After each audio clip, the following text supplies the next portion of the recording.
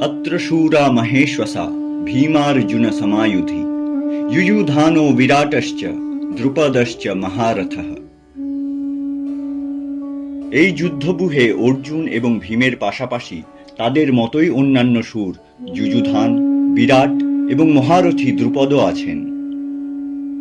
ধৃষ্টকেতুশ্চকিতানঃ কাশীরাজশ্চ বীর্যবান পুরুজিৎ কুন্তিভোজশ্চ শৈব্যশ্চ নরপুঙ্গবঃ। আছেন ধৃষ্টকেতু, চেকিতান এবং বীর্যবান কাশীরাজ, আছেন পুরুজিৎ, কুন্তিভোজ এবং নরপুঙ্গব শৈব্য। युधामन्युश्च विक्रांत उत्तमौजाश्च वीर्यवान सौभद्र द्रौपदेयाश्च सर्व एव महारथः। আছে বিক্রান্ত যুধামন্যু এবং শক্তিমান উত্তমৌজা, আছে সুভদ্রার পুত্র অভিমন্যু এবং দ্রৌপদীর পুত্রেরা, যারা সকলেই বীর মহারথী। শ্লোক 1:4, 1:5 এবং 1:6 দুর্যোধন দ্রোণাচার্যকে যুদ্ধে পাণ্ডব পক্ষের অন্যান্য মহারথীদের উপস্থিতি জানিয়ে দিচ্ছেন।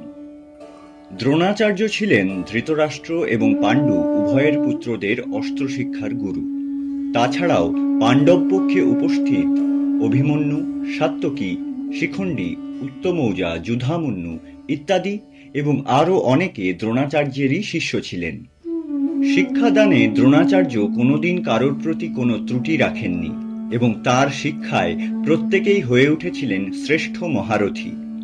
তৃতীয় পাণ্ডব অর্জুন ছিলেন তার প্রিয় শিষ্য এবং তার দীক্ষায় দীক্ষিত আর্যাবর্তের শ্রেষ্ঠ ধনুর্ধর। দ্বিতীয় পাণ্ডব ভীম ছিলেন মহাবলশালী এবং দক্ষ যোদ্ধা। দ্রোণাচার্যের কাছে তার প্রত্যেক শিষ্যই ছিলেন অত্যন্ত স্নেহের।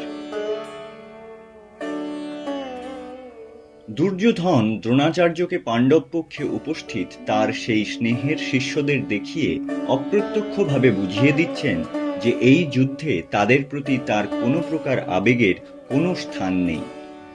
দ্রোণাচার্য পাণ্ডব পক্ষে উপস্থিত নিজের শিষ্য সহ সকল মহারথীদের সক্ষমতা এবং দক্ষতার বিষয়ে সম্পূর্ণরূপে অবগত ছিলেন। তাই দুর্যোধন দ্রোণাচার্যকে তার বক্তব্যের মাধ্যমে এই কথাও স্মরণ করিয়ে দিচ্ছেন যে যুদ্ধে তার কাদের সাথে সংঘর্ষ হতে চলেছে, যাতে তিনি সংকল্প করতে পারেন যে তাদেরকে ধ্বংস করতে তাকে কি কি পদক্ষেপ নিতে হবে।